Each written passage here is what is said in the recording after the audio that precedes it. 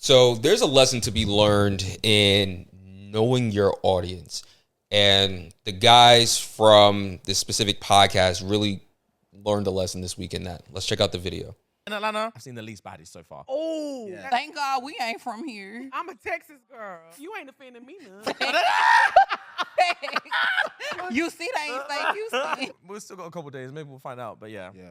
I've seen like 2 or 3. Hey, but what is y'all's type though? Bad is the type. Facts.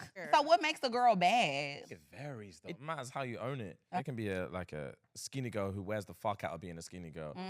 And then you got a thick thing who just owns the shit out of being a thick thing. It's bad is bad is bad. That's a PR answer. A PR answer. They're all beautiful. If you have, I'm not saying everyone's beautiful. I just told you Atlanta's clapped. I never said everyone's beautiful. I just said I'm not seeing anybody's here. You know what's funny about Atlanta, though? Atlanta has a lot of transplants. So a lot of the people that live here, like, you rarely run into people when you're out and stuff that are from Atlanta. Like, the real Atlanta people, they be in the trenches, like, off of Cascade. we about to get jumped next time we go Off out. of Cleveland Ave, that's what they be. Get What? jumped. We live here, man. I don't go to Cleveland Ave. I'm not getting jumped. All right. So as you can see from the video, they asked them a simple question. You know, the Shxtsngigs podcast, if you guys don't know, they're UK based. So they're on tour right now and they're in Atlanta doing a podcast with the Poor Minds girls. And he said he just didn't see any baddies in Atlanta. Now, if you ask me, maybe he didn't see any because there's hella gay niggas around. That's a good point. Yeah. Like, maybe there was so many dudes around, he couldn't really see the baddies. But I do think that was crazy, by the way. Not in the sense of how, and we're going to get to it, how people reacted, but to say you didn't see not a single baddie in Atlanta, when there's so many fire fucking women. Let me make that clear. There are so many fire women in Atlanta.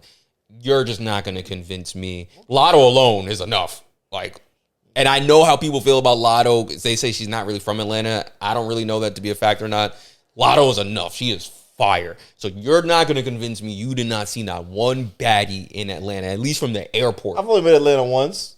I feel like there's a decent amount of bad women there. I'm not gonna judge. Yeah. But have you ever been to a city and not seen? No. Never been to a city you're like, it's kind of ugly in the city. Nah, and I went to Denver. Kind of looks crazy in here. Nah, I went to Denver. Denver's fire though. Denver sounds fire. All right, never mind. Denver sounds fire. But yeah, I haven't been everywhere in America, so maybe someone will prove me wrong. Yeah. But as of right now, Is it out of major pocket city, to call a whole city ugly? Yes.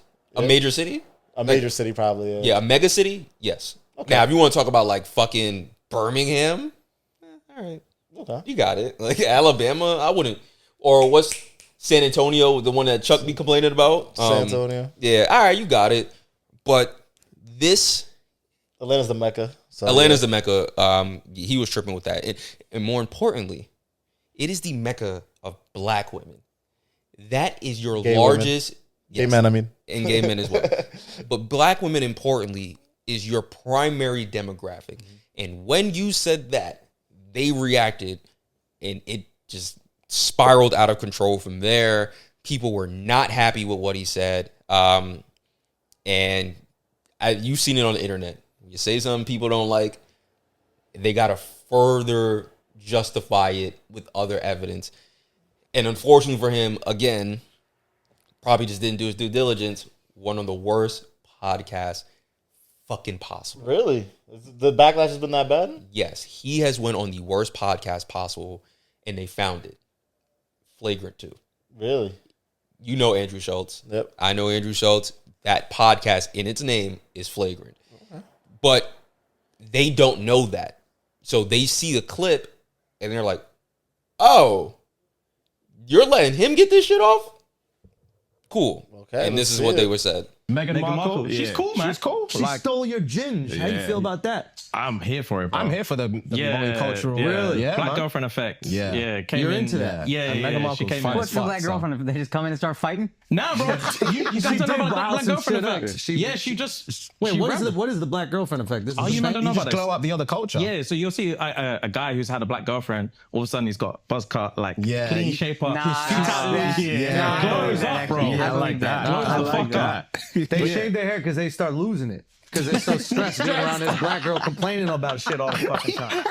That's why they gotta shave their hair. Nah, bro. White guys with black girlfriends, They grow step, a beard they step because the dick there's up. more cushion when they get slapped the fuck out of. That's hilarious. I think the black girlfriend effect. It might be a protective instinct, bro. You think? Protective. Do you guys? Have you ever had black girlfriends? Yeah. Have you ever had white girls? Yeah. Oh wow. Okay. What's your favorite?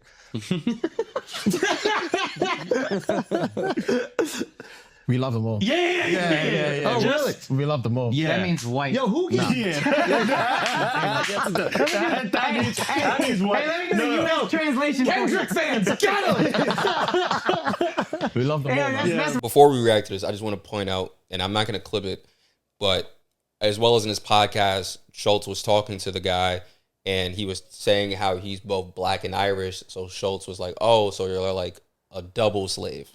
Okay, Now, again, I would like to repeat, I've never seen this episode, but I've watched Schultz's podcast, and his whole entire shtick is pushing the boundaries of comedy. Yeah. That does not mean he can't say some shit that I'm gonna look at and say, "All right, my nigga." Listen, you could look That's at wrong. you could look at this and feel some type of way, but he's saying it because he shouldn't say it. That's the reason he's saying these things, because it's something you shouldn't say, which is what in turn makes it funny. Yeah. Not everyone's gonna find it funny. I personally didn't find the double slave joke funny. I thought that was a little unnecessary. Yeah. Me personally, I'm just saying I didn't like it. I thought this one was like, it was whatever. I don't think it was like, I don't think it was hilarious, but it was like, oh, okay, that's a little funny little jab. I get what he's saying. Like, this video before the whole double slave video set the scene of people now perceiving them as two men that really don't like black women, and I guess for a lot of people it was disheartening because that's their largest demographic. I don't think that's necessarily fair. Calling Atlanta clapped or whatever, that was crazy. That's crazy, but it's not necessarily just all black women are clapped. It's just maybe in Atlanta they didn't have, they didn't see it they liked for the 2 days they was there or whatever, how long they were there. Listen, I understand what you're saying. And like I said earlier, I'm trying to set up the scene for you, man. Is there more to it? There's more. I'm not going to clip it. It doesn't really matter. But in context, again, people found more videos that they scrubbed the fuck out of. Yeah. And when you do something like that, I'm sorry. Once you start scrubbing, you're guilty. No. But they found a video of essentially someone talking about, they were talking about dating, and the end result of the clip was you wouldn't even get any dates if you were a black woman anyway. So with that, it kind of just added more fuel to the flame, whether how they said it could be misconstrued or whatever. It's the fact that it was said in the totality of all this, people just reacted the way they reacted. They came out and gave what they felt was an apology, and here's what they said. So if you know, you know. If you don't, that's fine. But we just wanted to address something that's happening at the minute. This past weekend, there's been a couple of clips going around from when we did a session on the Flagrant podcast while we were on our US tour. And there were a few jokes made that were incredibly inappropriate. One specifically pertaining to black women. And in the clip, Andrew was making a joke. I'm not even going to get into specifics. Making a frankly racist joke. And we were laughing at it. And to give, there's first of all, before we get into like specifics or anything like that, obviously there's just literally no excuse. There is no excuse. Agreed. And fight or flight is a real thing. Like it is, fight or flight is a real thing, and it's so not easy to say, but when you're in those situations, you look at it through a lens of like, bro, if it was me, I promise you I'll stand up, I'll kick them cameras down, I would smack homeboy in the face, I would say this, I would do that. But when you're in there, you're in shock. You're in shock, and all you want to do is move on. Bro, move on is the fucking word, bro. All you want to do is fucking move on. Just move on to the next thing. Just move on to the next thing. And like we had to say a few times, bro, just move on. Just move on. So many different topics. You were like, move on. And it's not even like about pity laughs or anything, but we just wanted to get out of that situation. Literally get out of that situation, keep the ball rolling. And we thought it was going to be more of like a bros chat, but it ended up being something that's ended up being something that's like really, really hurt people that look to us for support and look to us to feel protected. And protected is the main thing that I wanted to discuss, is that it is our duty to protect you guys. Facts. And it is definitely not cool to be in that situation. And again, not be the ones to stand up and kick the cameras down. And we fucked it on that occasion. We did. It's not going to happen again. And it's about being human. It's about realizing that you don't know what you're prepared for. You don't know how to prepare for something you don't know that you don't know what's yeah, going to happen. yeah. And once it's happened one time, you're like, fuck, all right. You learn from your mistakes, and that's literally you Literally, bro. learn from your mistakes. Yeah, we man. fucked it, and we're Bro, What? this is the most PR-ish bullshit, cover your tracks ass shit. There was laughing hysterically at that joke. There was into it 100%. Yeah. What's happening here is this is a podcast that has blown up primarily on TikTok. So their audience is mostly TikTok that has a pretty high female-male to ratio, and they're getting a lot of pushback due to the composition of their audience, which is very different than the audience that's on like Flagrant 2 audience. So what's happening here is they're trying to run back to their TikTok fans like, oh, we didn't mean it like that. Meanwhile, they're trying to branch out and do podcasts like Flagrant 2 where the audience is a lot different and the humor is a lot different. It's a lot edgier. And now you're just in a predicament where you're trying to cover up your tracks when, I'm not buying this. I 100% agree with you. And to your point about your audience, it's like you hear about a podcast, you do the research. It does not take that much research to know Flagrant is a wild podcast. One episode will tell you everything you need to know about that podcast. And they knew. Yeah, and they knew. I think what they didn't I don't think they minded. I'm sorry to cut you off, but to the point of they knew, when they were there, I don't think they gave a fuck. I think they're running bullshit right now to make it seem like, oh, it was just a flight or fight response, and you don't really know what you're going to do and kick the cameras off. No, I think the jokes were funny to them, and the shit unraveled, and it's like, okay, damage control. Exactly. They didn't expect the fallout. Didn't expect to be thrown under the bus like this. This is probably the first time in their podcast career they've gotten thrown under the bus like this, and they're not handling it well at all. And I think it's even more fucked up that you throw Schultz under the bus. Like you're calling him. Listen, I don't feel like he's a racist. I have not seen anything. I've stopped listening. Not okay. Like, let me make it clear. Like I've stopped listening to this podcast months ago. I think personally he's become a little hacky. I'm not a huge Andrew Schultz fan anymore. Yeah. But I don't think he's necessarily racist. I think he just he pushes the edge. He makes some edgy jokes. Yeah. I think so for them to say that, I would be like, yo, what the fuck? Like you've met me, you know me, like we've broken bread, whatever.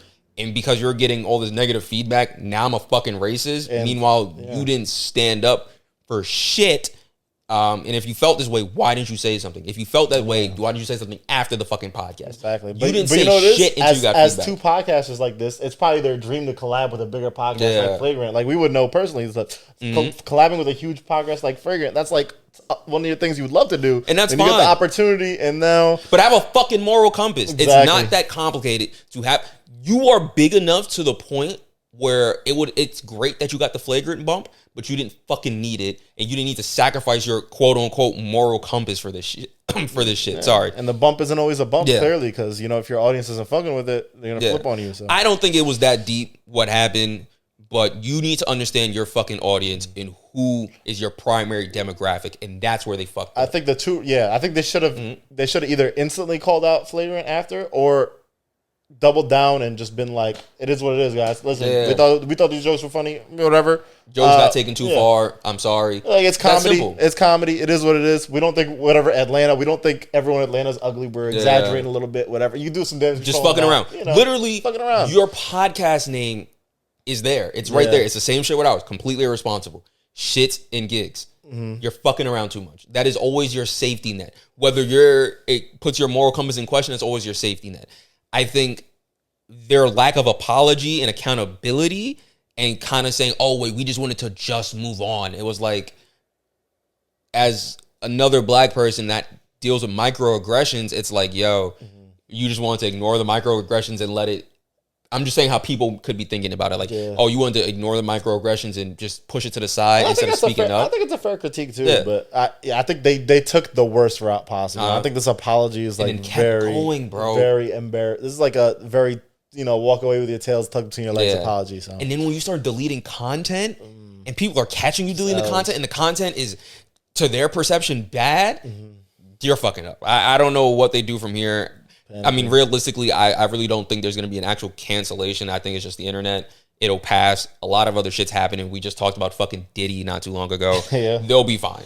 Like, unless they went to a party with Diddy. Who knows? Maybe they're following. If they lose their core following, you never know. It's hard to recover, especially with a podcast that survives off clips on TikTok. So. Yeah. Well, I mean, they're on tour. They're not surviving just off clips. Yeah, I mean, I'm sure they're doing. They're doing great. They're successful. But I'm interested to see the development of this and where it goes. Let us know what you guys think is what happened on the Flagrant 2 podcast and what they said on the other podcasts really that bad, or are people overreacting? All right, guys.